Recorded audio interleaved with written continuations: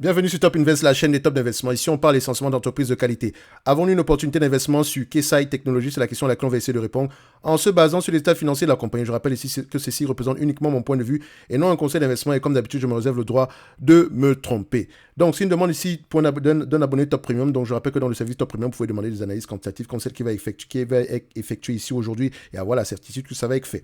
OK? Donc, plus d'autres éléments ici, je vous encourage à aller regarder ça si ça vous intéresse. Le lien est dans la description de la vidéo. Également, nous avons également la Top Newsletter qui est gratuite. OK, donc également, nous avons également... Bref, vous avez compris ce que je voulais dire. Maintenant, ici, tout ça, c'est en description de la vidéo. Maintenant, Kessai, qu'est-ce qu'elle fait? Je ne la connais pas du tout. Donc, on voit ici que Kessai Technologies est spécialisée dans le développement et la commercialisation de solutions et de systèmes de conception et de tests et de mesures électroniques destinées à la validation, à la simulation et à l'optimisation de la performance des équipements et des systèmes électroniques. Dit comme ça, je comprends même pas ce qu'on fait. Tout ce que je vois ici, c'est qu'on vend un équipement électronique, etc. Donc, voilà. Maintenant, comment est-ce qu'elle distribue ce produit-là? C'est ce qui me vient en tête. À qui est-ce qu'elle vend ce produit-là? Est-ce qu'on a un gros client ici? Est-ce qu'on a la capacité d'augmenter le prix? Dans quelle région on vend ici? Quels sont les différents segments d'activité? OK? Quels sont les drivers derrière chacun de ces segments d'activité-là? Qu'est-ce qui pousse les gens à commander dans le segment ici, communication commerciale? Dans le segment aéronautique, qu'est-ce qui les pousse à consommer? Dans le segment industriel ici, qu'est-ce qui les pousse à consommer? Mais il semblerait-il que c'est peut-être du B2B ici. Bref, on va aller regarder les chiffres. OK? Donc, avant même d'approfondir ici, la première chose qui doit nous intéresser sur une compagnie, c'est la qualité des chiffres qu'on a devant nous. OK? Sur cette compagnie, vous savez que je vais généralement regarder toutes les compagnies en général. Revenus, s'il n'y a pas de revenus, bye bye, ça ne nous intéresse pas. Revenus, croissance, tant mieux. Maintenant, ça veut dire quoi? Croissance ici, organique ou bien par acquisition, d'accord? C'est important à aller savoir et toutes les croissances ne sont pas qualitatives, ok? Donc c'est le rôle, c'est ce que vous allez aller chercher dans les rapports financiers. Pourquoi est-ce qu'on a des revenus croissants, ok? Maintenant, revenus croissants, c'est bien. Est-ce que marge brute stable? Au moins, marge brute croissante. Et ça c'est un élément qui m'intrigue déjà. Parce que là, on a des revenus croissants, on a des marges croissantes, ok? Donc revenus croissants, marge croissante. Donc, ce qui veut dire que derrière, je vais regarder les volumes. Est-ce que les volumes également vont dans le même sens? Si les revenus sont croissants, les marges sont croissantes et les volumes croissants, ça devient intéressant. Très, très intéressant. Mais j'aime ce que je vois ici. OK? Gross margin positif. Mais gross margin, c'est bien. Mais est-ce que EBITDA margin va dans le même sens? Oui. Magnifique. On aime ça. OK? On aime ça. Maintenant, vous voyez que si une entreprise qui a des marges brutes intéressantes, qui sont croissantes également ici. Les marges EBITDA, c'est intéressant et croissant. Les net income ici, avec les free cash flow, on les compare, histoire de voir si on parle le même langage. Oui, c'est une compagnie de croissance, on dirait ici, mais est-ce que c'est une compagnie de croissance qui s'autofinance au moins déjà? Donc, on prend les free cash flow, les net income, on les met sur le même graphique. On constate que les free cash flow ont tendance à être plus élevés que les net income. Sauf peut-être sur les derniers mois ici. Donc, ça veut dire que nous avons peut-être une entreprise ici qui a des free cash flow plus élevés. OK? Et si c'est le cas, peut-être que les marges de bénéfices nets ici ne vont pas représenter la véritable rentabilité de cette compagnie. Donc, notre rôle maintenant dans les rapports financiers est de vérifier quelle est la différence ici. Si elle provient ici essentiellement du fait que l'entreprise déprécie plus qu'elle ne consomme en termes de dépenses en capital. Donc, ici, je peux mettre ici dépréciation, non pas dépréciation accumulée, dépréciation, amortissement, en collecté, cash flow.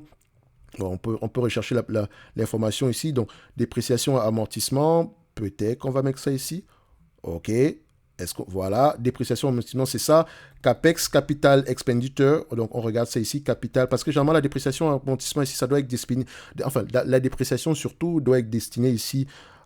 L'amortissement doit être destiné ici à la dépense en capital. Mais bon, on va souvent mélanger les deux ici. On va mettre que le CAPEX est plus élevé. Donc, ça m'intrigue déjà un tout petit peu. Normalement, ici, c'est la grosse différence entre le net income et les free cash flow. Donc, peut-être également ici, il faudrait vérifier est-ce qu'il n'y a pas des stock-based compensation. Donc, je vais voir ici stock base. Oh là là. Est-ce qu'on a des stock-based compensation ici? Est-ce qu'on paye les employés ici avec des actions? Ce qui n'est pas une mauvaise chose non plus. Mais voilà, il ne faudrait pas que ce soit trop exagéré parce que c'est souvent exagéré sur des compagnies technologiques. Et vous allez voir ici, par exemple, les entreprises comme Salesforce. Il y a beaucoup de SBC. Trop même à mon goût. Même si on aura tendance à avoir des vraies marges dans ce sens-là. Mais c'est quand même des free cash flow entre parenthèses, on va le dire comme ça, d'accord? Ce sont des free cash flow entre parenthèses, pas des vrais free cash flow en réalité, ok? Ça ne veut pas dire qu'elle ne peut pas avoir des marges à ces niveaux-là, mais en date d'aujourd'hui, ce qu'on voit aujourd'hui, c'est pas exactement ce qu'on a. Bref, on finit ici.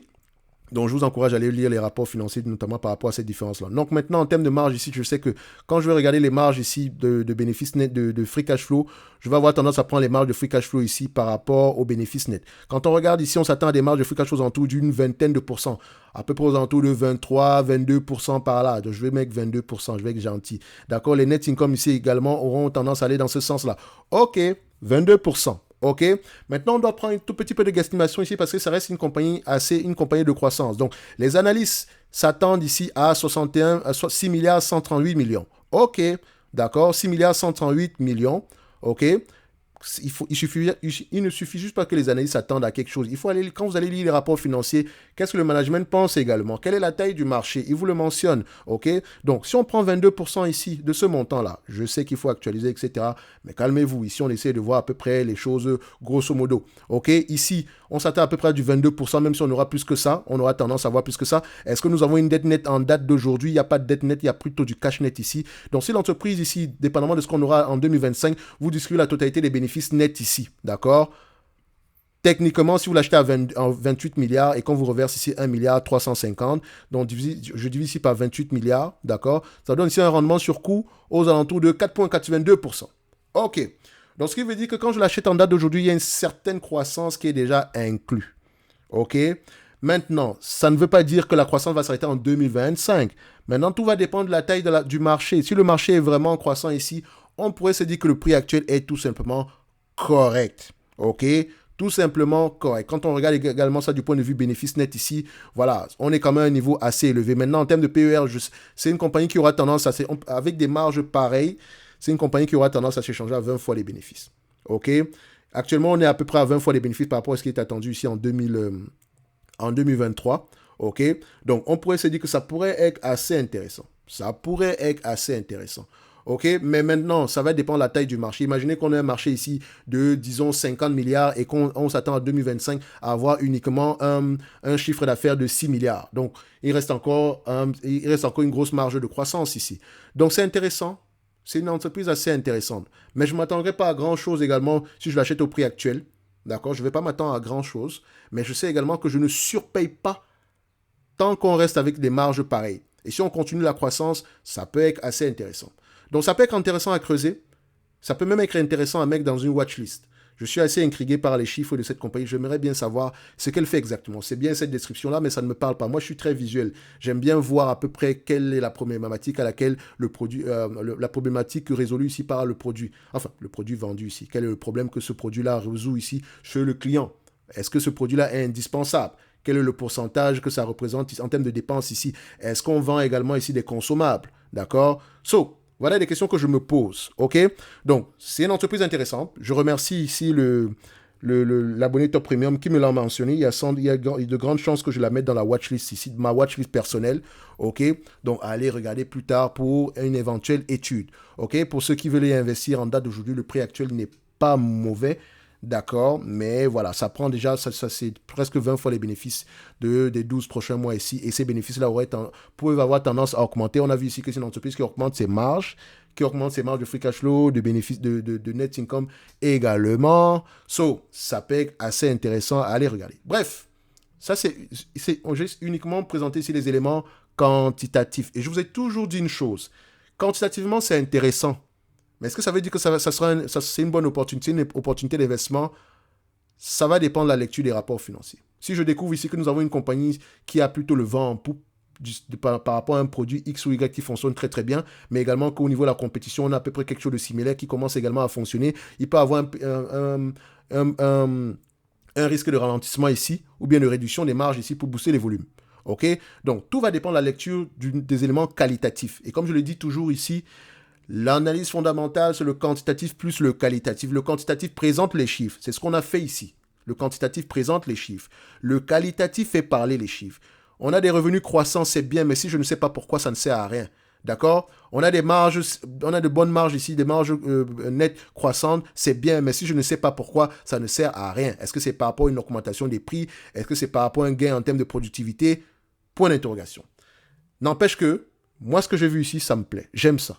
J'aime ça. C'est intéressant à aller approfondir et ça pourrait peut-être représenter une opportunité d'investissement. D'accord? Et l'opportunité d'investissement dépend vraiment de la taille du marché. Parce que si j'ai un marché ici avec une taille disons, 12 milliards en date d'aujourd'hui, on est déjà à 50%.